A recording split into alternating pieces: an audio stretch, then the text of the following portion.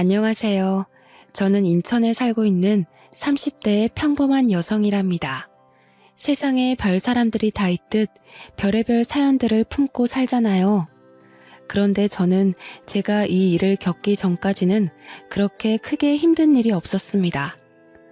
너무 충격적인 일이라 30년 동안 조용했던 삶에 폭탄이 한 번에 떨어진 건가 라는 생각이 살며시 들기도 했는데요. 그런 제 사연 다들 한 번만 들어주시길 바랍니다. 전 원래 어려서부터 결혼을 일찍 하고 싶어 했어요. 오죽하면 고등학생 때도 결혼 노래를 불러서 저희 아빠께서는 그렇게 빨리 집을 떠나고 싶냐며 서운해 하셨고, 친구들은 제가 1등으로 결혼할 거라 생각했죠. 저 역시 제가 1등으로 결혼할 줄 알았습니다. 그러나 현실은 제 꿈을 이루기에는 너무 버거운 존재였어요. 늘 자연스럽게 만나서 연애하는 걸 좋아했던 편인데, 그러다 보니 결혼 상대로는 부족한 면들이 보였고 결국 헤어짐으로 이어졌습니다. 그들이 특별히 뭘 잘못했다기보다는 결혼까진 아닌 연애 있잖아요. 제가 이렇게 헤매고 있을 때 주변 친구들은 오히려 저보다 빨리 시집을 가기 시작했고 애를 낳고 사는 모습을 보니 마냥 부러웠습니다. 그렇게 초조해야 할 나이는 아니라는 걸 알지만 그냥 결혼을 하고 싶었거든요. 결국 저는 자연스러운 만남을 포기하고 결혼을 위해 상대방의 조건을 모두 파악한 후 만나는 자리를 선택했고, 그렇게 여러 남자와의 만남 끝에 제 짝을 찾았습니다. 지금의 제 남편은 조건도 만족이었는데 심지어 첫날 얼굴을 확인했더니 너무 잘생겨서 완전히 빠져버렸습니다. 결혼 생활은 결국 서로 얼굴 보고 사는 거잖아요. 남편의 외적인 모습까지 제 맘에 쏙 들어버렸습니다. 역시 인연은 따로 있다고 하던데 내 인연이 여기 있었구나 싶었어요. 남편도 저도 서로 결혼을 전제로 만나는 거라 연애 초기부터 자연스럽게 결혼에 대한 얘기를 주고받으면서 계획을 세웠습니다. 그리고 전 이 연애가 마음에 무척 들었어요. 뭔가 시간 낭비하는 것 같지도 않고 조건도 알맞지만 무엇보다 진심으로 서로 사랑해서 하는 결혼이니 더욱 좋았죠.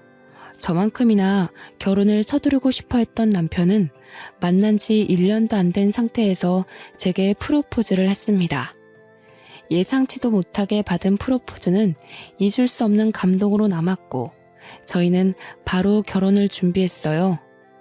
친정 부모님은 남편을 두 팔 벌려 환영하시는 분위기로 친아들처럼 반겨주셨고 남편도 저희 부모님께 살갑게 정말 잘했습니다. 그리고 시댁에 인사를 하러 갔을 때도 똑같은 분위기였어요. 저희 집도 꽤 밝고 유쾌한 분위기인데 시댁도 화목함이 인상적이었습니다. 특히나 시부가 굉장한 사업가셔서 경제적 여유가 있으신 편인데도 오히려 검소하신 게 정말 좋았어요. 남편에게는 위에 누나와 아래 여동생이 있었고 시댁에 인사를 하러 갔을 때 모두 함께 뵙습니다. 오느라 고생했네. 어서 와요. 네, 안녕하세요. 저는 성미연이에요, 아버님, 어머님. 그래요. 오느라 힘들었을 텐데 어서 들어와요. 임금님 수라상 저리 가라 할 정도로 한상 가득 차려서 저를 환대해 주셨고 좋은 분위기 속에 함께 식사를 했습니다.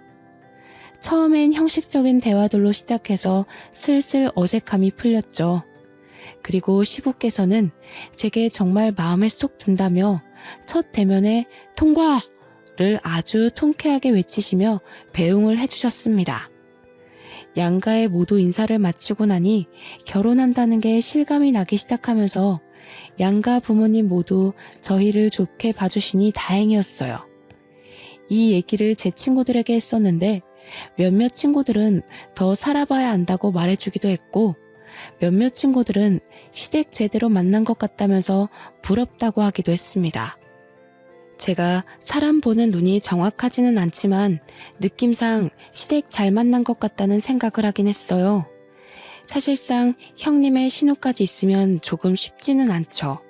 그러나 제 결혼 생활은 그렇지 않았습니다. 결혼 후에 오히려 형님과 신우랑 따로 만나면서 데이트도 하고 그렇게 잘 지냈어요. 특히 형님은 저를 엄청나게 챙겨주셨습니다. 제가 자기 여동생 같이 느껴진다면서 혹시 살면서 어렵고 힘든 일이 있으면 무조건 형님께 털어놓고 의논하라고 말해주었죠. 마치 제게 친언니라도 생긴 것처럼 의지를 많이 했습니다. 시댁과 저희 신혼집이 차로 40분 정도 거리였고 결혼하신 형님네는 1시간 거리였어요. 그리고 미혼인 신우네랑은 20분 거리로 가장 가까웠죠. 신우는 미혼이기도 하고 아직 젊어서 친구들과 시간을 많이 보내는 탓에 자주는 못 봤는데 1시간 거리에 사는 형님은 저랑 놀겠다며 그 힘든 거리를 왔다 갔다 해주셨습니다. 하도 저희 집 쪽으로 자꾸 오셔서 이번에는 제가 가겠다고 하면 절대 안 된다고 막으셨거든요. 그래서 정작 저는 형님네 동네에 못 가봤습니다. 한 번은 제가 형님에게 물어봤어요. 형님, 근데 왕복 2시간이 넘는데 매번 이렇게 오시는 거 안 힘드세요? 다음에는 진짜 제가 갈게요. 무슨 소리야. 옳게 힘든 거 하지 마. 나는 운전하는 것도 좋아하고 그래서 상관없는데 옳게는 여리여리한 게 꼭 힘든 일 하면 쓰러지게 생겼잖아. 에이, 무슨 소리예요, 형님. 저 그렇게 연약한 사람 아니에요. 정말 다음에는 한번 초대해 주세요. 형님만 매번 저 위해서 고생하셔서 마음이 불편해요. 난 동생이 밑으로 둘이나 있잖아. 그래서 그런가 이렇게 하는 게 더 편해.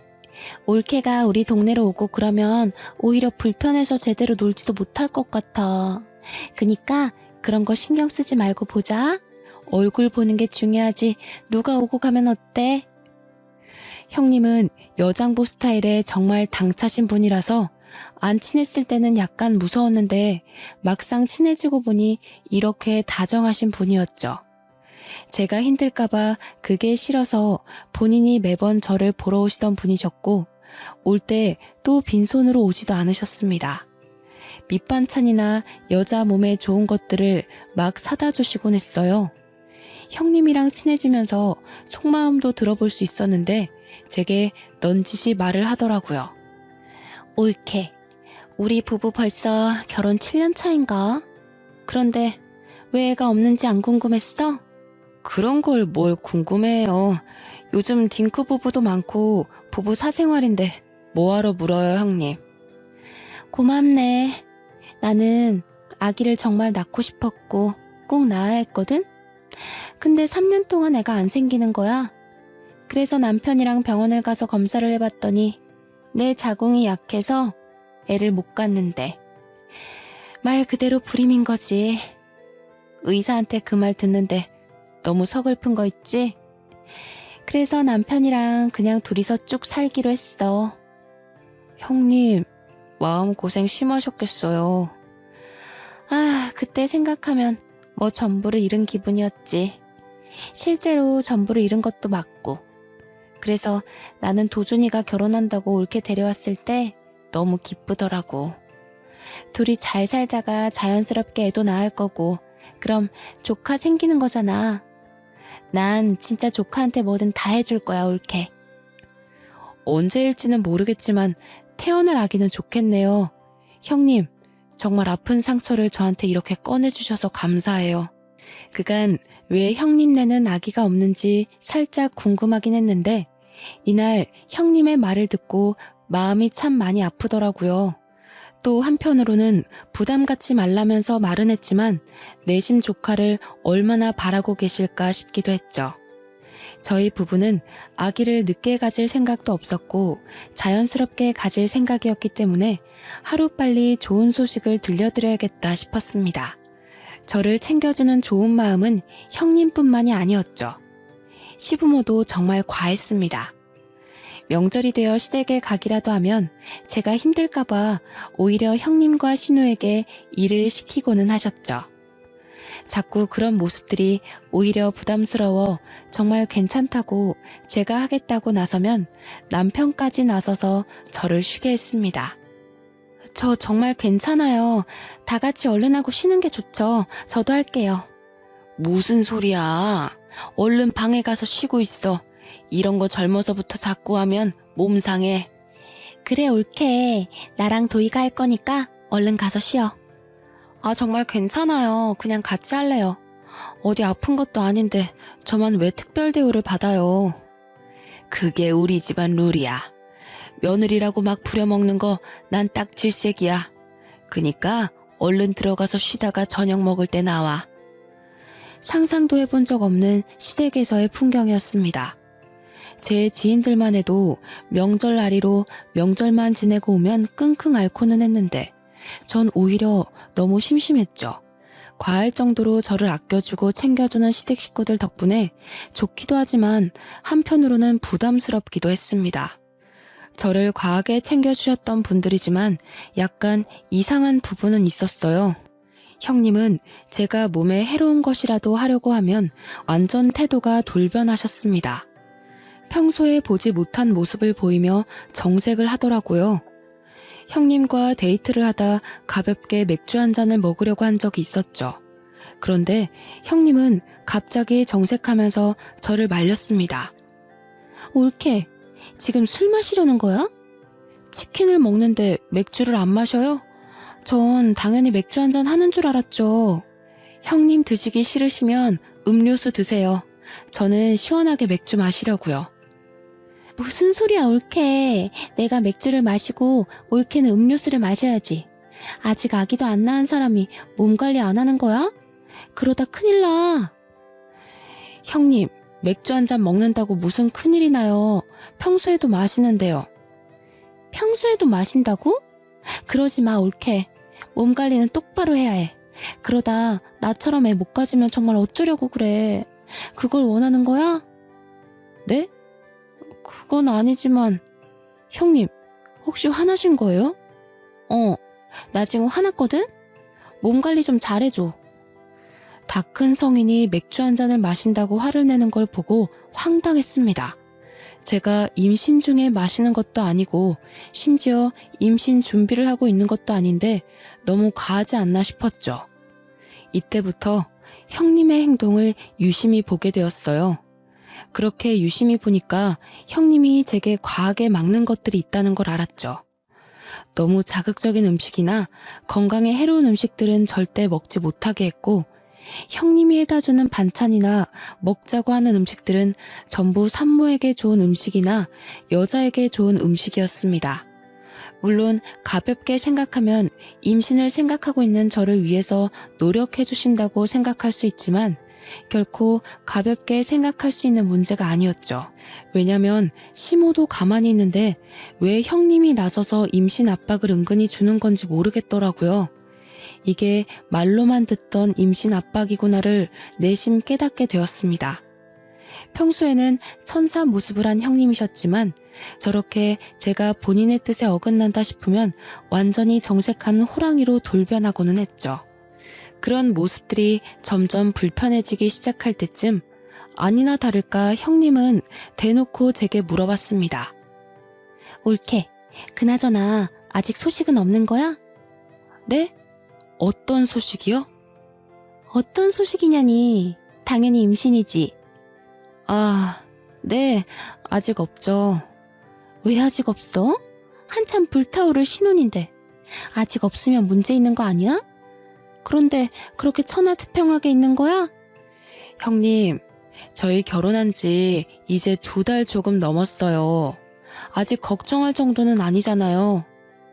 무슨 소리를 하는 거야. 젊은 사람들은 혼전 임신에 허니문 베이비로 바로 임신하는 마당에 가만 보면 옳게는 너무 안일하게 생각하는 것 같아? 그런 게 아니라 아직 그렇게 급하지가 않아요. 이 사람도 그렇고 저도 그렇고. 그건 옳게 생각 아니야? 옳게가 자꾸 그렇게 생각하고 말하니까 정작 도준이는 그런 마음이 아니어도 말 못하는 거 아니냐고. 형님, 그런데 왜 화를 내세요? 제가 뭘 잘못한 건가요? 임신을 하는 건 저희 부부가 선택할 일이고 저희끼리 알아서 하겠다고 분명 말씀드렸는데 매번 왜 그러세요?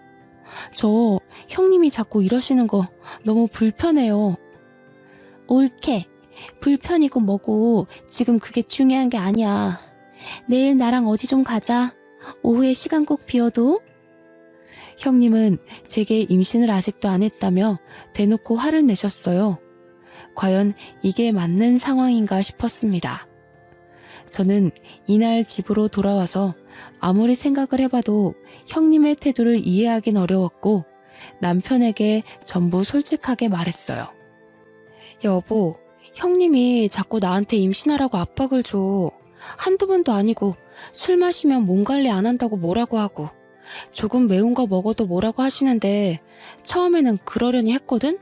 근데 이게 계속 쌓이고 쌓여서 이상하다 싶었는데 오늘은 대놓고 화를 내더라니까? 대체 형님 왜 그러셔? 당신이 이해 좀 해줘. 그래도 누나가 당신 끔찍하게 생각하고 챙겨주잖아. 누나는 애를 엄청 원했는데 불임으로 애 못 낳은 거 알잖아. 그러니 조카가 보고 싶겠지. 그 과한 마음이 당신을 힘들게 했나 보다. 혹시라도 너무 과하면 말해줘. 내가 자제시킬 테니까. 나도 그렇게 생각하고 이해하려고 한 건데 도가 지나치잖아. 내가 임신을 언제 하든 솔직히 형님이 신경 쓰실 부분은 아니잖아. 어머님 아버님도 가만히 계시는데 형님이 왜 그러셔?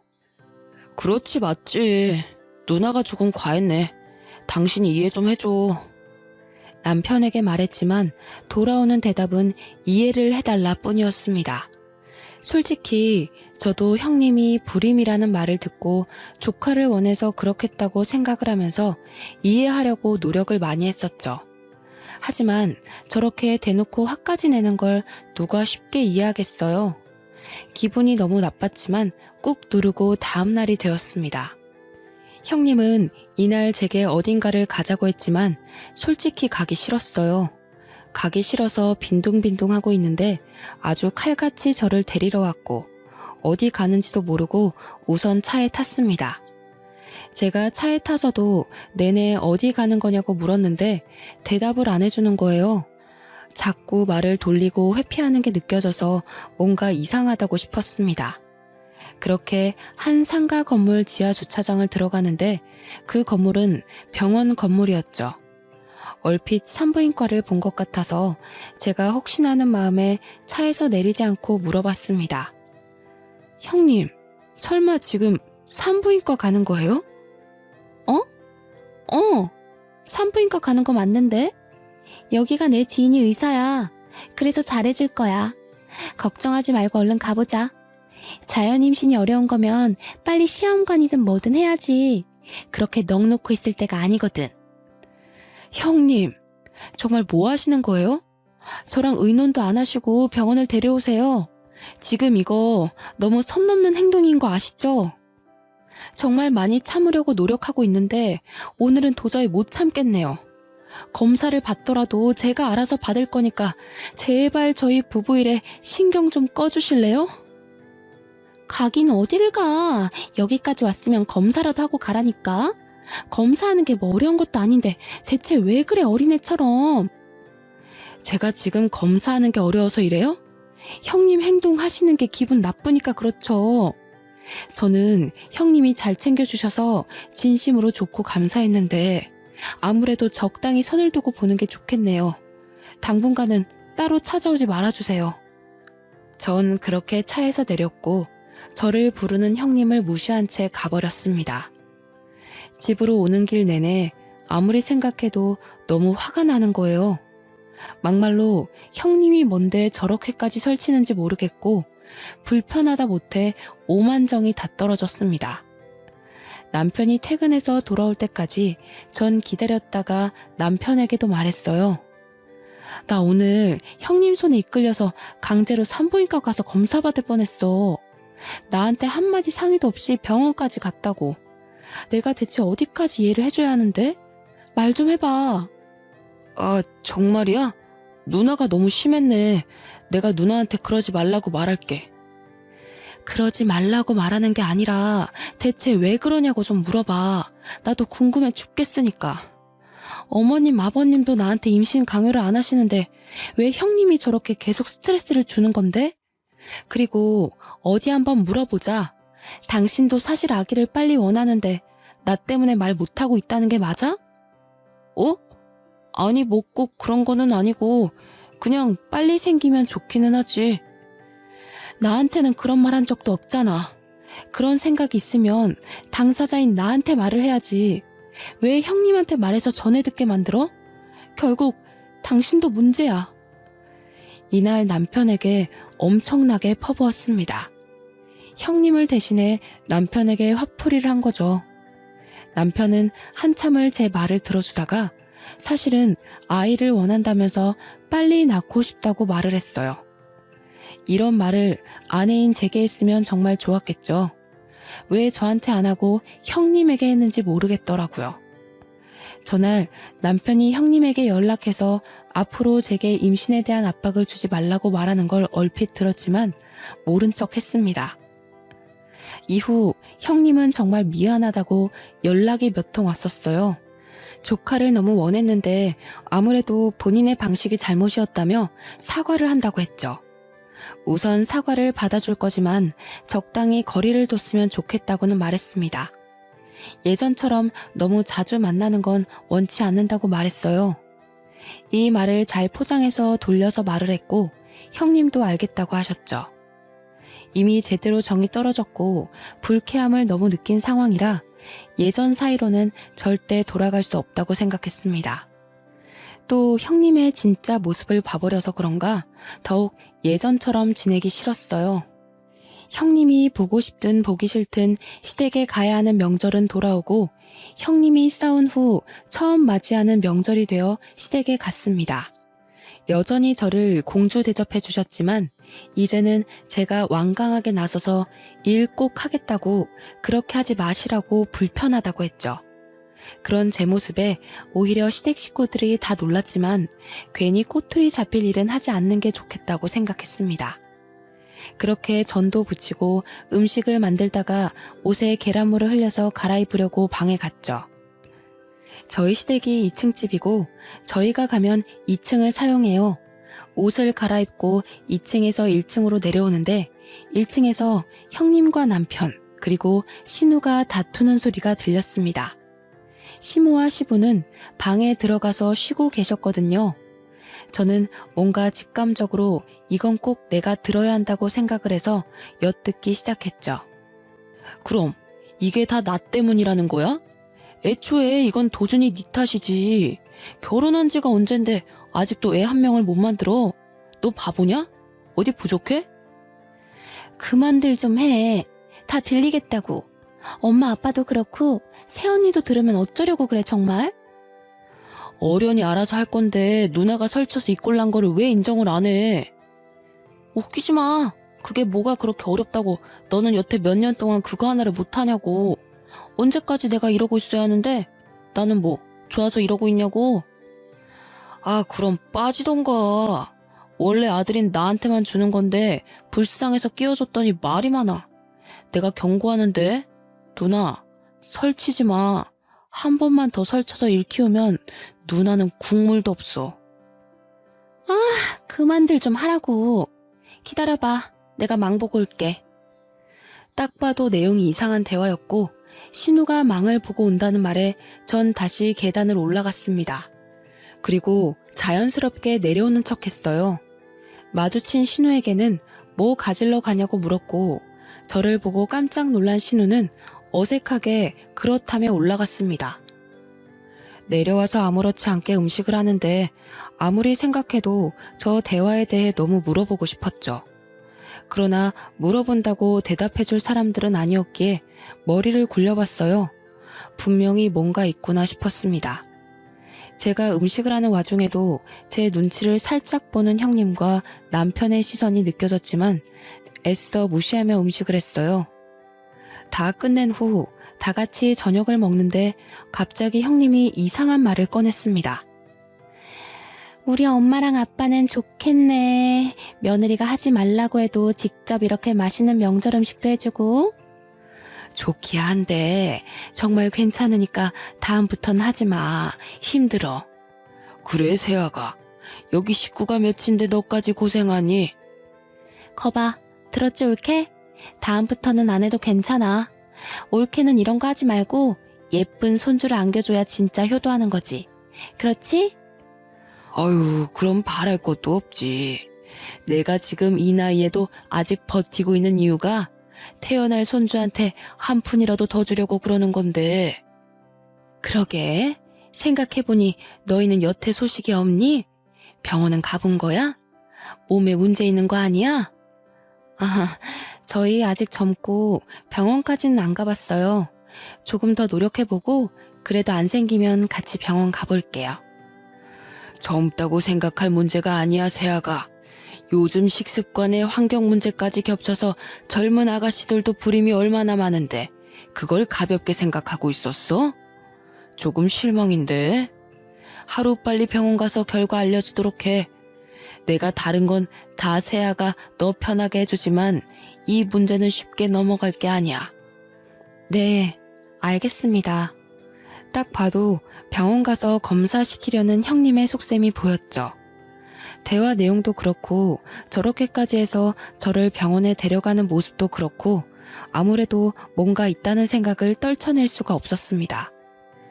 저는 명절이 끝나면 신우를 찾아가기로 생각했어요. 신우는 형님과는 다르게 소극적이고 성격도 굉장히 착했습니다. 그래서 분명 계속 파고들면서 물어보면 대답을 할 수밖에 없을 거라 생각했어요. 남편에게도 티내지 않고 신우에게 오랜만에 데이트하자며 연락했습니다. 혹여나 이걸 형님이나 남편에게 말할까봐 신우네 집 근처에 볼 일이 있어서 왔다면서 아주 자연스레 밑밥을 깔았어요.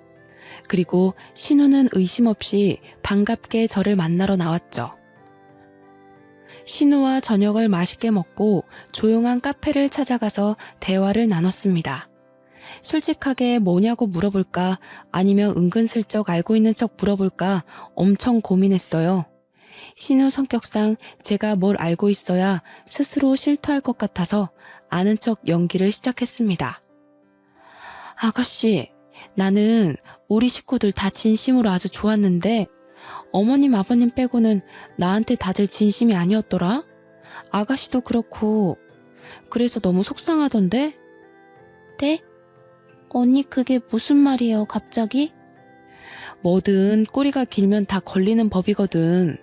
셋이서 작정하고 나 하나 바보 만들면 끝까지 내가 모를 거라고 생각한 거야? 그나마 내가 오늘 아가씨를 만나러 온 이유는 앞길이 아직 창창하고 젊으니까 기회를 주려고 온 거야. 나한테 모든 걸 자백하면 선처해줄 의향이 있어.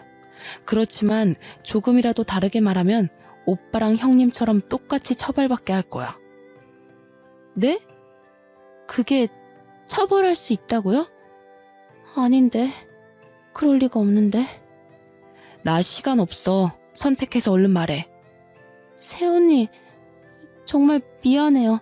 저도 언니 볼 때마다 너무 죄책감 느꼈는데 이미 약속은 해서 어쩔 수 없었어요.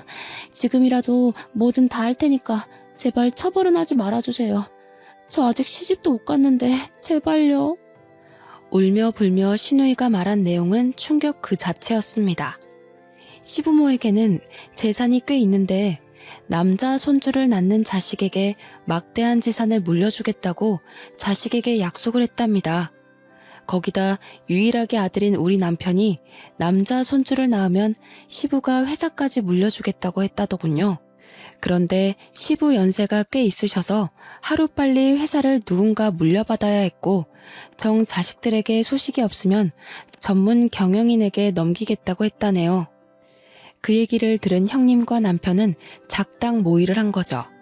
형님은 이미 불임으로 아이를 낳을 수 없으니 남편이 아들을 낳으면 3분의 1로 셋이서 재산 분할하자는 각서를 썼다고 합니다. 이 사실은 시부모는 당연히 모르고 이 남매들끼리 저지른 일이죠. 상황이 이러니 당연히 제가 빨리 아이를 가져야 했고 형님은 소식이 없는 제가 혹시라도 본인처럼 아이를 못 가질까봐 검사까지 시키려고 했던 겁니다. 전 이 사실을 알고 너무 소름이 끼쳐서 말을 못하고 있었어요. 그런데 이게 끝이 아니었죠. 신우는 정말 제가 본인을 처벌할까봐 무서웠는지 알고 있는 사실을 다 말해주는 눈치였습니다. 꺼이꺼이 울면서 말을 하더라고요. 새언니, 정말 미안해요. 저도 정말 멈추고 싶었던 게 오빠랑 언니는 돈에 미쳤어요. 오빠 전 여자친구랑 원래 결혼하기로 했었거든요. 아이가 생겨서요. 그런데 아이 성별이 딸인 걸 알고 오빠가 그 여자를 버렸어요. 그래서 아이랑 그 여자랑 정말 힘들게 살 거예요. 지금도. 뭐라고? 진짜 너네 사람이 아니구나. 그걸 알면서도 눈 감아준 건 결국 아가씨 너도 공범인 거야. 알아? 아무리 돈이 좋고 각서를 썼더라도 가족이니까 그만하라고, 이건 멈춰야 한다고 말렸어야지. 그런데 나한테까지 피해를 주려고 해? 미안해요, 정말로. 언니는 그 전 여자친구가 꼴나기 전에 얼른 떠나요. 그냥 내가 해줄 수 있는 말이 이것뿐이에요. 그리고 저희 부모님한테는 비밀로 해줘요. 부모님 아시면 저희 죽어요, 정말. 우선 아가씨가 나한테 말한 거 알면 형님이랑 남편이 가만 안 둘 거야. 나도 모른 척하고 있을 테니까 아가씨도 당분간은 모른 척해. 혹시라도 신우가 형님과 남편에게 자백했다고 말해서 일이 틀어질까봐 입단속을 시켰습니다. 모든 사실을 알고 나니까 너무 충격적이라서 그런지 입이 다물어지지도 않더라고요. 충격이 커서 남편과 한 침대에서 도저히 함께 잘 자신이 없어서 일이 생겼다 말하고 그날은 호텔에 가서 혼자 하루를 보냈습니다. 밤을 새우면서 많은 생각을 했는데 그 전 여자친구라는 사람을 찾아서 꼭 만나야겠더라고요. 그래야 정확하게 알 수 있을 것 같았죠. 그런데 이상하게 걸어다니는데 속이 울렁거리고 자꾸 몸이 나른한 게 잠을 미친 듯이 잤어요. 아무래도 스트레스를 과하게 받아서 그런 거겠지 생각하고 넘겼는데 순간 설마 하는 생각이 들었죠. 혹시나 하는 마음에 테스트기를 해봤는데 2줄이 나와버렸습니다. 하필 이 타이밍에 임신 사실을 알게 되니 막막해서 테스트기를 종류별로 한 6개를 해본 것 같아요. 가장 정확한 건 아무래도 병원을 가봐야 하는 거니 바로 병원을 가봤죠. 주수가 짧아서 아직 성별은 확인이 불가했지만 임신이 맞았습니다. 저는 그냥 그날 바로 남편에게 말했어요. 나 임신이래. 오늘 병원 갔다 왔어. 뭐? 그게 정말이야? 성별은? 아들이래? 무조건 아들이어야 하는데? 당신 정말 웃긴다. 왜 아들이어야 하는데? 임신을 축하해줘야지 성별을 따지고 들어? 왜? 딸이면 어쩔 건데? 지우려고? 어? 에이, 왜 그래? 당신 임신했다고 벌써 예민한 거야? 무조건 아들을 낳아야지. 내 아빠 말 못 들었어? 아들이 태어나야 딱 물려받을 거 다 받고 그러지. 자기 전에 하늘에 빌고 또 빌어야겠다. 무조건 아들, 제발. 딸이면 어쩔 건데? 딸이면 솔직히 난 낳기 싫어. 그냥 지우고 다시 가져야지 뭐. 생명이 무슨 장난이니? 소름 끼친다 당신. 태어나서 환영 못 받을 바에는 기억도 없을 때 없어지는 게 맞지. 너 같은 게 왜 태어났을까? 너희 남매 재산 분할 때문에 아들 낳아줄 여자가 필요하다며? 다 필요 없고 소름 끼치니까 당분간 떨어져서 지내자. 생각할 시간이 필요해. 뭐? 그거야 맞는 말이긴 하지만 그렇다고 해서 당신한테 피해를 준 건 아니잖아. 아, 우선 아직 성별도 모르니까 그래, 떨어져 지내면서 편하게 있어. 내가 안 보일 테니까. 그치만 꼭 몸 조심해야 돼. 사람이라면 감히 내뱉을 수 없는 말을 아무렇지 않게 하는 남편을 보고 전 충격을 받았습니다. 별거를 하자고 말했지만 남편은 별거고 뭐고 귀에 들리지도 않았고 기뻐서 날뛰더라고요. 아직 성별을 모르니 성별이 판별될 때까지는 나가 있어 주겠다는 말을 하는데 저게 사람인가 싶었습니다. 전 이미 모든 마음의 결정은 했고 이혼 준비를 바로 시작했어요. 이어 미혼모로 사는 남편의 전 여자친구를 찾기 위해 흥신소의 도움을 받았습니다. 흥신소의 도움을 받았더니 생각보다 빨리 찾게 되었고 제 생각보다 그 여자는 너무 힘겹게 살고 있었습니다. 같은 여자로서 너무 안타까웠습니다. 제가 먼저 연락드리니 저보다 남편에게 복수하려고 이를 갈고 있더군요. 안녕하세요. 저 전화드린 성미연이에요. 네네. 집이 허름하죠. 우선 앉으시고 정말 찾아와줘서 고마워요. 그 자식 그쪽한테도 그렇게 했어요? 저랑 우리 딸 버리듯 그렇게 한 거예요? 그러려고 하고 있는 것 같아요. 저는 아직 초기라 성별을 모르거든요. 근데 아들이 아니면 지울 거라네요. 그 자식 사람 아니에요. 지가 결혼하자고 매달리고 또 매달리고 원치도 않는 임신까지 시켜놓고서 딸인 거 알자마자 처참하게 버리더라고요. 저는 그때 너무 어렸고 심지어 그 자식 때문에 부모님이랑도 연을 끊어서 갈 곳도 없었는데 정말 딸아이랑 둘이 얼마나 힘들게 살았는지 몰라요. 당장이라도 멱살 잡고 싶지만 먹고 사는 게 힘들어서 복수는 꿈도 못 꾸고 살았어요. 제가 도와드릴게요. 우리 그 복수 같이 해요. 저도 그 자식 가만 안 둘 거거든요. 그 여자의 말을 들어보니 마지막 순간까지도 남편한테 매달렸다고 합니다. 그렇지만 남편은 다른 여자가 생겼다면서 넌 이제 필요 없다고 아주 매몰차게 거부를 했다고 해요. 결국 딸을 가진 여자니까 버린 거고 재산에 눈이 멀어버린 괴물 같은 놈인 거죠. 저는 전 여자친구와 함께 복수를 시원하게 하고 끝내기로 마음먹었습니다. 다만 안정기가 될 때까지 기다렸어요. 그 기간 동안 따로 나가 살 집을 구했고 그곳으로 제 짐을 옮겨서 이사하고 있었습니다. 별거 중이라 집에 오지 않던 남편은 이 사실을 전혀 몰랐죠. 이혼을 준비하고 있다는 사실도 모르고 천하태평하게 지내는 남편이 웃겼습니다. 그리고 안정기에 접어들면서 성별이 아들이라는 것을 알게 되었어요. 저는 남편에게 성별이 아들이라고 메시지를 보내자마자 미친 듯이 전화가 왔죠. 여보, 세상에 아들이 맞아? 사실이야? 고생했어. 역시 우리 여보는 해낼 줄 알았어. 내가 정말 사랑하는 거 알지? 뭐 갖고 싶어? 내가 다 사줄게. 그러나 전 간결하게 딱 한마디만 하고 끊었습니다. 웃기시네. 나 너랑 이혼할 거야. 입 다물고 너희 부모님 집 앞으로 와. 아마 빨리 오는 게 좋을 거다. 남편이 버린 전 여친과 함께 시댁으로 쳐들어갔습니다. 시댁에 도착했을 때는 이미 형님과 신우 그리고 시부모가 있었고 전 여자친구를 보자마자 형님과 신우는 사색이 되었죠. 영문을 모르는 시부모에게는 제가 친절하게 설명을 해드렸습니다. 어머님, 아버님, 당신 자식들이 얼마나 괴물인 줄 아세요? 재산 그거 물려받겠다고 자기들끼리 각서까지 썼다네요.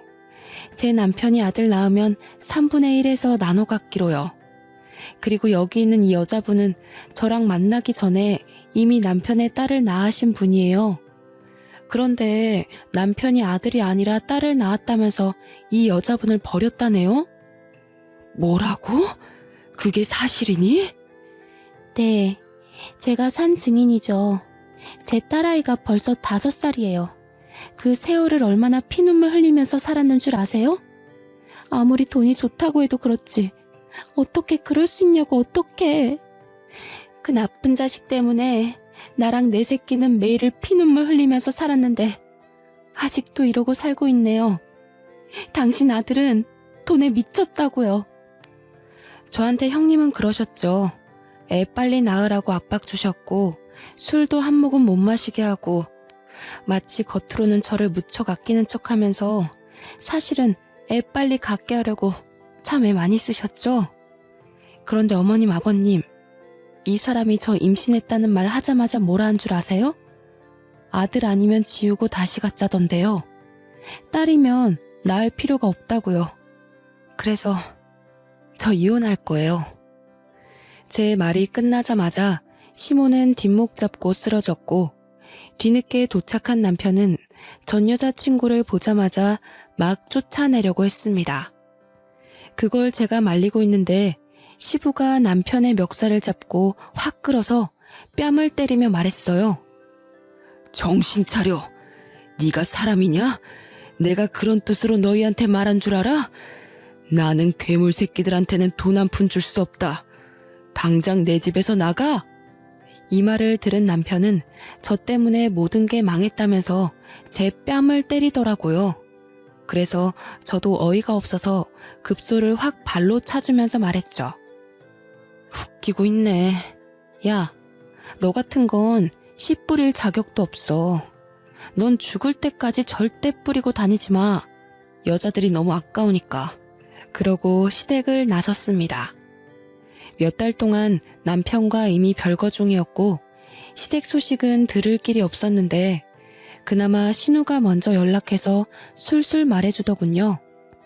전 남편은 집에서도 쫓겨나고 시아버님은 충격에 전문 경영인을 구하기로 했다네요.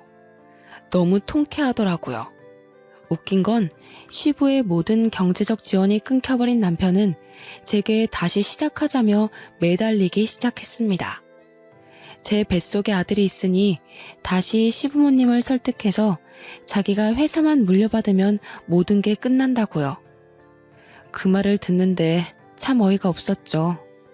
저는 완벽하게 무시하고 아예 연락을 차단해버렸습니다. 1년 전 잘생긴 아들을 출산하고 지금은 친정 부모님의 도움을 받으며 잘 키우고 있어요. 아이가 태어나자마자 시부모님이 조심스럽게 저한테 연락을 하셨어요. 본인 아들은 버렸지만 귀여운 손주 얼굴은 꼭 보고 싶다고 하면서요. 그 마음이 이해가 안 되는 건 아니었기에 지금은 전 시부모님과는 왕래하며 아들 얼굴도 보여주고 있어요. 아버님은 우리 아들이 커서 경영에 관심 있다고 하면 언제든 회사를 물려준다고 장난처럼 말씀하시더라고요. 저는 돈에 눈이 멀었던 전 남편과는 다른 사람이기에 그런 농담 하시지 말라고 하셨습니다. 지금은 아들 키우는 재미로 살고 있어요. 어찌나 하루하루 쑥쑥 크는지 한시라도 눈을 뗄 수가 없을 정도로 귀엽더라고요. 아, 그리고 남편의 전 여친분도 시부모님이 책임지고 좋은 집으로 이사도 해주셨고 모자란 생활비도 지원해 주신다고 그러더군요. 시부모님은 착하신데 어떻게 그 핏줄에서 악마 같은 전 남편이 태어났나 아직도 모르겠어요. 그래서 저는 아들을 키우면서 돈이 전부가 아니라는 것을 제대로 가르쳐 줄 생각입니다. 제 사연을 읽어주신 분들도 모두 행복하시길 바라며 마무리할게요.